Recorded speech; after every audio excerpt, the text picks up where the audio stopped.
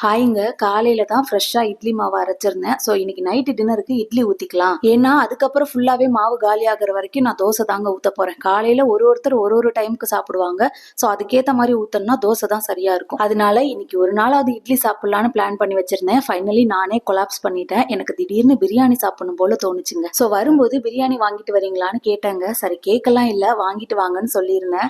ஏன்னா கேட்குற அளவுக்குலாம் இல்ல, சொன்னாலே போதும் எனக்கு வாங்கிட்டு வந்து கொடுத்துருவாங்க. வெளியில வாங்குற பிரியாணி காரமா இருக்குங்க, அதனால பாப்பா சாப்பிட மாட்டா. ஸோ அவளுக்கு மட்டும் ஒரு தோசையை ஊத்திட்டு மிச்சதெல்லாம் ஃப்ரிட்ஜில் வச்சுட்டேன். நம்ம வீட்டில் சண்டே மட்டும்தாங்க நான்வெஜ் சமையல் இருக்கும். மற்ற நாட்கள்லாம் ஆஃபீஸ் போறதுனால வாங்கவும் மாட்டோம், சமைக்கவும் மாட்டோம்.